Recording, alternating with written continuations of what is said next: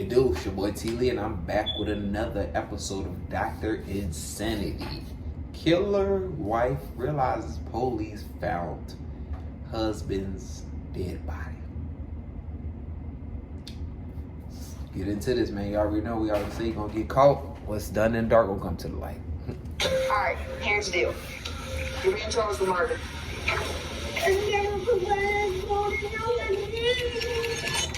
This is 37-year-old Nicole Woodard. Just 48 hours ago, police discovered her husband, Daniel Rayburn, brutally beaten and deceased in the yard of his own home. Neighbors said that they heard some subjects arguing and possibly one gunshot last night. At first, detectives believed this tragedy was the result of a robbery, but they would be horribly wrong. As the weeks-long investigation began, detectives would uncover a toxic relationship and a twisted conspiracy with Nicole at the very center of it all. Your DNA's gonna be on that gun. Now's the time you need to tell me, because there's not gonna be another opportunity. Let's get it started, guys. Shout out to Dr. Insanity. On July 4th, officers in Dublin, Georgia received a disturbing call. A passing motorcyclist reported seeing a motionless body on the front lawn of a nearby house and urgently requested a welfare check. When first responders arrived at the scene, it quickly became clear the man was already beyond saving. How y'all doing?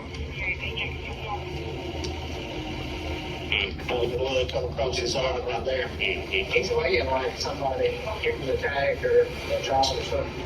As first responders took a closer look, the disturbing condition of the man's body became clear. His skin was covered in bruises, insects crawled across his face, and most troubling, a gunshot wound was clearly visible at the back of his head. Damn. More telling was the stiffness of his body, clearly indicating he'd been dead for several hours.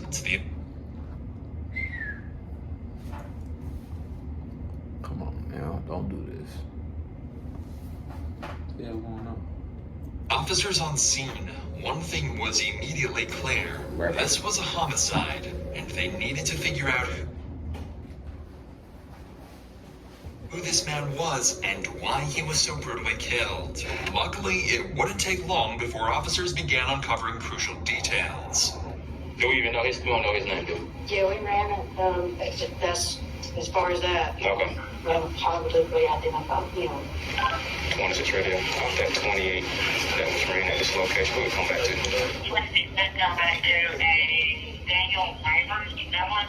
They have the Eagle ballpark address. The victim was quickly identified as Daniel Rayburn, a 40-year-old father and the homeowner himself. With this in mind, Sorry, guys. officers would approach Daniel's neighbors, who would reveal information. Over on the back, she got them. Back to. 26 that come back to a Daniel Rayburn, you know one? They have the Eagle ballpark address. The victim was quickly identified as Daniel Rayburn, a 40-year-old father and the homeowner himself. With this in mind, officers would approach Daniel's neighbors, who would reveal information that would prove crucial to solving this case later on. 26 radio 09. I'm so sorry. Have y'all been home all day? All day. Been to the grocery store. Have y'all heard anything over there? No. Like today. By yourself, or do you know? My lady lives there. There's a man deceased in her yard. He what? Yeah, he's dead right there. In her yard? Yeah.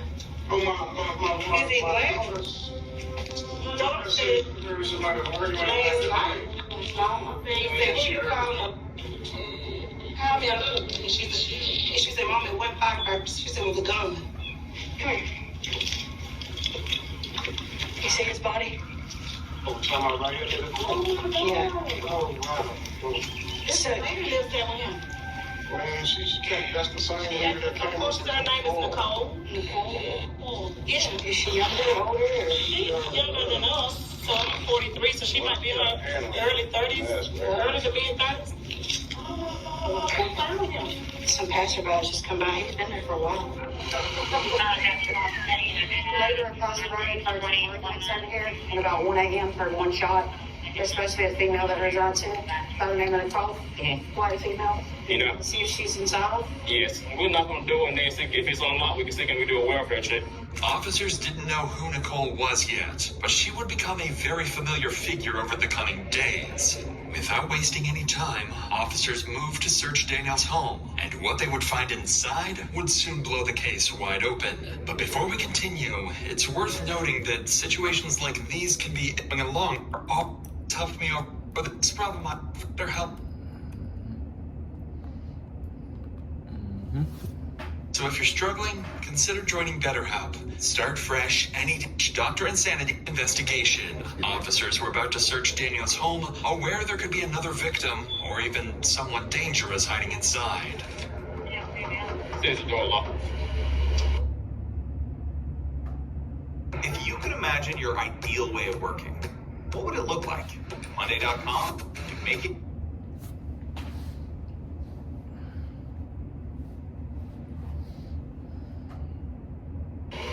Hold on.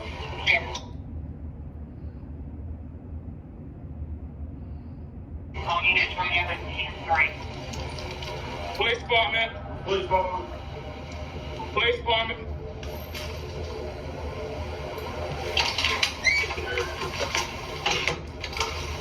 Some females go. You got a female now? Claire. All we know is it's a white female by the name of Nicole. Yes. Right here. Nicole Woodard. Fortunately for officers, the house turned out to be empty, with no visible signs of violence or struggle inside. However, they did uncover one crucial clue, a letter revealing Nicole's full identity. Brenda Lee Nicole Woodard, Danielle's wife. This discovery immediately opened up new leads for investigators, but officers were about to catch another clue. One of the paramedics on the scene would recall encountering a woman with the exact same name just hours earlier. What y'all know about it? All thing the neighbors saying that they heard subjects arguing last night and a possible one gunshot. Ain't seen it before. Yeah, they said it's supposed to be a white female staying with them. First name by Nicole. We went in and cleared it. Nobody ain't in there, but it's a letter in there with her name on a piece of paper with Nicole Wood on it. That name, we just picked up a person at Applebee's with the same name. 37 years old. Had a seizure. It's thrown up. According to the paramedic, 37-year-old Brenda Lee Nicole Woodard had been working at a nearby Applebee's when she suffered a seizure and was rushed to the ER earlier that day. To detectives, this timing felt a little too convenient. Nicole's medical emergency occurred just hours after Danielle's brutal murder, potentially giving her an alibi to distance herself from the crime. If this was, in fact, Nicole's plan, it wouldn't work out very well. Officers were now able to easily locate her at the hospital and question her regarding the actions leading up to Danielle's death. Since her injuries were minor, she was quickly transferred to the station for questioning. Red flag. Did you have any friends that came over to visit? Once in a blue moon, we'd go over and hang out with Tim and Sylvia, but we hadn't seen them in a couple of months. Other than that, you can't tell me anything else that you might know. Because he was out in New York when he was found in New York this afternoon before they called about the after they called. She did, y'all. He was found out in New York. Nobody called me. I mean, how did they get in contact with you? The officer showed up at the hospital. What I'm saying, you got in contact with your doctor. Oh, Okay. So, other than that, you hadn't seen him now before that. I hadn't seen him at all today.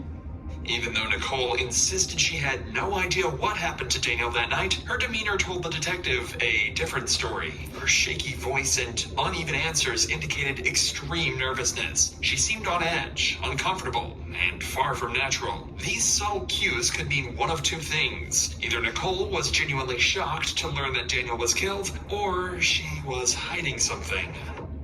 This detective strongly suspected the latter and intended to find out exactly what Nicole was holding back. You don't know anybody that might have been he's had problems with or giving him problems, anything like that? No. How was he on the job? Did he have problems on the job, anything like that? Did you know if, I mean, we don't know if anybody actually done anything to him or whether he might have just fell and passed out or whatever. If I asked you how much did he drink last night? I don't know. Well, you said you drunk a bottle. I I was drinking last What were you night. drinking? I I hate was drinking beer, sir. drinking. I was drinking. Has he ever tripped up alcohol to the point where he will fall out? Yes, I told you, but he hadn't drank like that since. I mean, he might drink 2 or 3. Well, that's all. That's it. Anything that you tell him?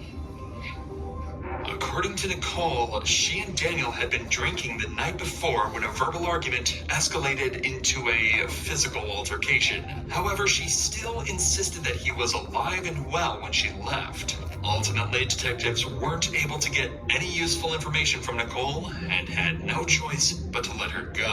However, unbeknownst to Nicole, this was only the beginning of a very long week.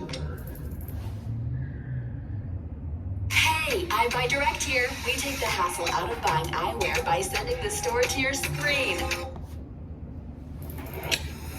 Back at the crime scene, officers continued collecting evidence to determine who had been at the home at around 1 a.m. Now, with a search warrant in hand, officers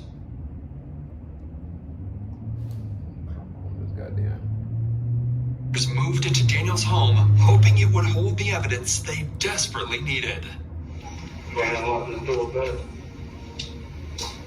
The pastor out there, Danny, he said he can cancel it. He didn't have a problem, of course. He said it. Looks like she clearing stuff out. Yeah, but I ain't seen no female stuff in it. They got listed leggings. It's got listed as But either way, shorts and capris, leggings, comfort fits, pants. let's say the place ain't told, ain't no blood nowhere, still out there. Unfortunately for officers, no evidence was found inside the home. With that in mind, officers expanded their search to the property outside, and that's when they made a critical discovery.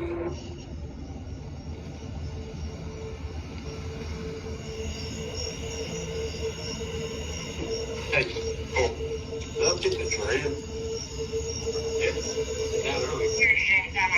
Somebody's trying to find some security with bottles. A severed dreadlock was found just feet away from where Daniel was killed. The hair clearly didn't match Daniel or Nicole's hair type, confirming that someone else besides Nicole was present that night. Detectives now needed to identify who this unknown person was and figure out if Nicole might know who he is. But while detectives were finishing up their search at Daniel's home, his family arrived at the scene and officers had to break the tragic news. Let's go. Can I help y'all with something? Yeah, this is my cellar. Hey, Mr. Dick.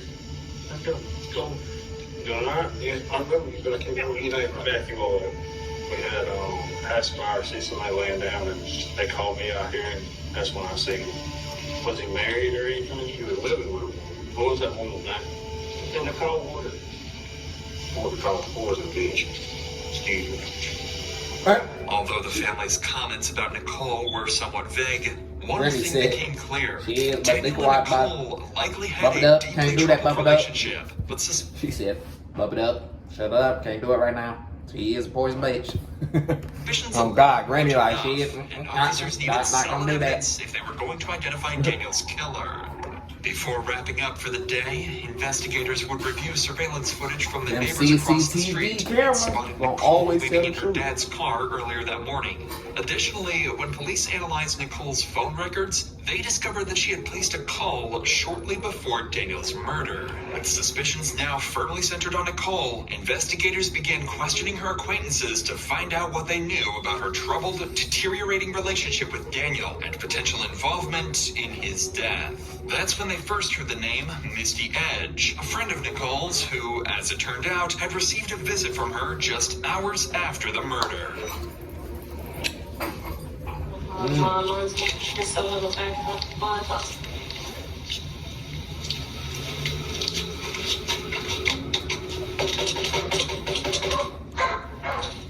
They ain't gonna bother her. No, they ain't fine. I told y'all them already. Hang on just a second. How are you? I'm good. This is Misty Edge, Nicole's friend and co-worker. She reached out to police, claiming Nicole had shown up at her house early the previous morning, acting strangely and carrying several bags. When detectives arrived at Misty's house, they never expected the shocking details she was about to share. Okay, well, she messaged me the other night. It was a reason about when I said that he had been beating her and stuff. She called me around 5 o'clock that morning. She said she was very confused, that she didn't know what was going on, that the front door was open, that his car was still pumped, everything. That Front door was open? Yeah. We come back and she felt she was still drunk. She fell asleep on the couch. And I really feel like she was coming off of something. You ain't just gonna sit here and make yourself shady for no reason. Right. I really felt like she was trying to hide something. Hey, stop training people in person to make money as a personal trainer. Hey, it's trash. Shut the hell up. From me. This description of Nicole's demeanor sounded eerily familiar to how she behaved in the interview room earlier. According to Misty, Nicole was visibly shaking, nervous, and either she did or paid somebody. Clearly on edge, as if she was hiding something.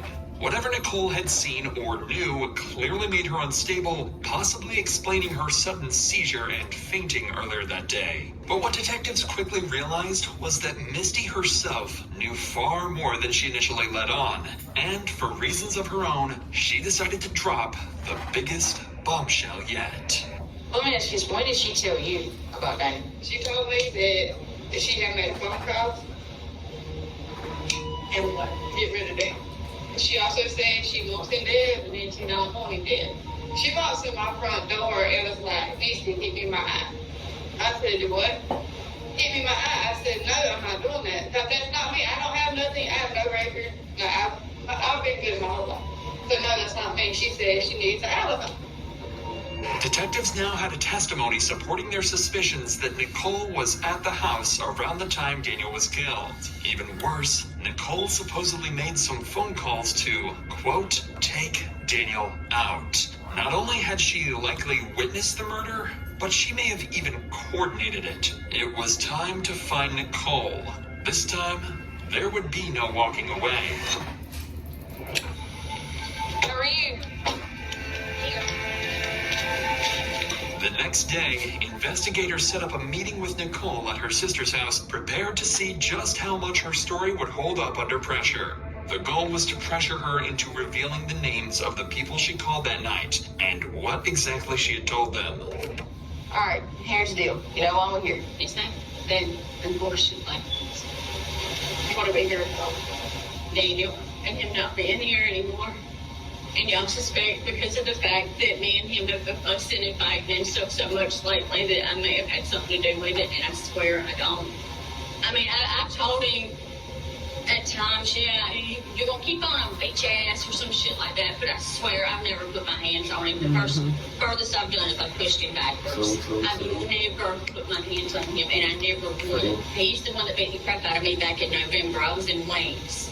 Although detectives hadn't openly accused Nicole of anything yet, she immediately began defending herself, almost as if she knew suspicion would inevitably fall on her. Her husband had just been brutally murdered, yet Nicole seemed less concerned with helping the investigation and more focused on clearing her name. Has anything been physical since then? No. I mean, we screamed and hollered at each other a little bit and sent some nasty messages back and forth. The thing with us, I mean, if we were not gurring at each other, there was something wrong. As Nicole painted a harrowing picture of domestic abuse, her explanation seemed carefully chosen to cast Daniel in a negative light, almost as if she had hoped investigators would see her as the victim. And while parts of her story may indeed be true, detectives sensed that she was subtly deflecting blame and possibly laying the groundwork for a future legal defense. But investigators would see right through this tactic, and it only made them push harder to uncover what Nicole was really hiding. Really, how did he know? You just said, we fussing and fighting. I don't. But you just said just a second ago, you know, when we hear anything, we have to do with it. I've been told 3 different things. I've been told he may have had a heart attack in the yard. I've been told he was beat up. And I've been told that they don't know what the hell happened, just that he was found in the yard. Why do we know who? I don't. Listen to me. Listen to me. It's always better And I know you talked to the detective the other day. It's true that things have changed, and we know some stuff that you did. We need you to come forward and tell the truth. I mean, I've called and talked to people and stuff, and I've told them at times, I love him, I hate him, get me out of here, stuff like that, but I've never heard him. I swear I would never put my hands on him. That's what they all say. Look at me. That's what they all say. That's what I just told you. We no more. We want to hear your stuff. And I'm telling you, I didn't. I know you did. I did not touch him. I did not go out. I did not. You know who did. And it's time for you to tell us who did this to him. The stress was clearly getting to Nicole. Detectives made it obvious they knew she wasn't telling them everything, and the pressure was starting to show. Visibly nervous and beginning to break, Nicole was about to give detectives exactly what they came here for. I suspect that my foster brother may have had some, or adopted brother may have had something to do with it, because I did call them and I did ask them for help to get me out of there. Why do you suspect that he had something? Because they've all said before, if he kept on hurting me, they were going to do something. And the last time that we had a fight, they come up, he fixed him out, and that was it. Right. We know that you have made a phone call to somebody. I called Cops, which is Hewlett Green, and asked him if he would come over and calm me down and stuff. And I called Andrew and Tom and told them to come over and find Lady, give it up. What was going on. And Andrew and Tom said they couldn't get there anytime soon. All that yapperoni. Why were you wanting them to come over there? What were you wanting them to take care of? Not him, not like that. I swear, nothing like that. That's what you just said. I wanted them to calm him down. What is that? Not like that. We know you said I didn't want them to. No, I did not. All right, so I did not. listen, there's camera footage across the street, so let's talk about it, okay? I never saw anything happen. I heard him out there fussing and stuff, and then they left. Listen to me. You know about what happened. I have my suspicions, I got but the I teeth. don't want to I accuse plan. anybody of anything. You know more about what happened. Now, you gave us the runaround already. No. You have. You have. 含有high and unsaturated fats, they can lead to unnecessary weight gain to the high fat content. I'm telling y'all, generalized nutritional advice is a problem. Okay. And that points fingers at you. That raises red flags with you. Nicole would finally loosen up a bit, giving detectives a couple of names. But that alone wasn't enough. Detectives still needed to find out who actually pulled the trigger. What did you see and what did you hear? I heard shouting, and I've heard all the fireworks and all that shit. That is all I've heard. What kind of shouting? You called something and ordered something on that phone. What did I order? Because I haven't ordered anything. You think the guys would have come over there and done something? Boy, Because he was being an asshole to me. I mean, I just told him. She ordered his cap to get peeled back. You know what I'm saying? She ordered that. What do they call it for overnight? She did that overnight. Y'all just get to stop. She did that I overnight. can't take it anymore. Y'all can get me. Y'all just get me out of here. Don't you want justice for him? Yes, that's why I'm telling you. He was left laying in the yard. That's why I'm telling you. I'm giving you the names that I have. If I need a lawyer. You need to give yourself up. Despite Nicole bringing up her right to legal counsel, detectives weren't ready to give up yet and moved in closer, physically encircling She's her smoking that and square, increasing yeah, the she did. pressure. And it's a good thing they did, because Nicole was seconds away from finally breaking down and confessing. I called them and told them to come beat his ass. I was fucking tired of the bullshit. But I didn't think that they would do it. They've never done it before, and I was scared. Hold on. And I didn't know that he was dead. I swear to God, I did not know that he was fucking dead. I did not. I thought that maybe they just fucking robbed him of a Breathe. They just robbed him up a little bit and they come in a little honest, but I fucking just stayed in the house. I figured he would come in and he'd be like, hey, your brother fucking beat my ass. I'm sorry. I didn't mean to time, but I was scared. And they had already told me before that if they beat him up, they got told on I was in trouble. But like I said, they never did it before, and I've told them multiple times, y'all just gonna beat his ass. I'm fucking tired of it, and nobody ever did. The only thing that's ever happened was I ended up calling the cop. Did you go and check on him and make sure he was all right? No, I did not. Did you see him out in the yard? I did not. You're almost there. You got about 10-15% that you're not telling us of what happened after the fact. No, I don't. You got 1 or 2 more. I promise I don't. Not that I know of. Sit there and think about it.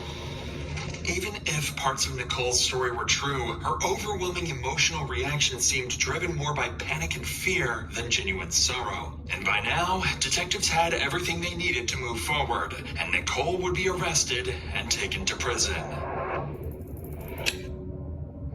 While officers had enough evidence for an arrest and were nearly certain of Brandalee's involvement in the murder, whether she had actually wanted Daniel dead remained unclear. To solve this, detectives now turned their attention to Thomas Harper and Andrew Huber, the 2 men Nicole claimed carried out the attack. Fortunately, locating them didn't take long, and due to their high likelihood of involvement, both men would be arrested immediately and questioned the very next day.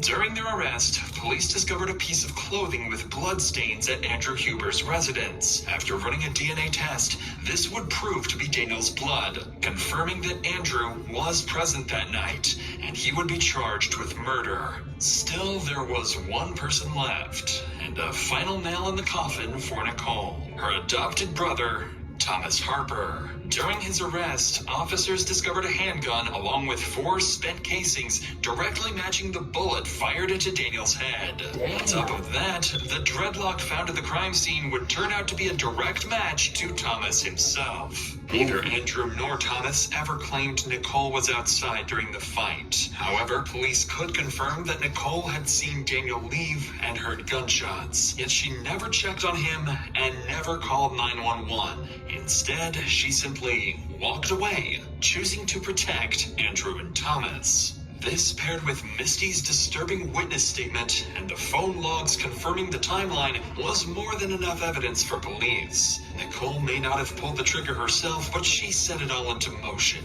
And because of her actions, Daniel was killed. Hey, yeah, Cook, yeah, like I say, you're gonna get caught.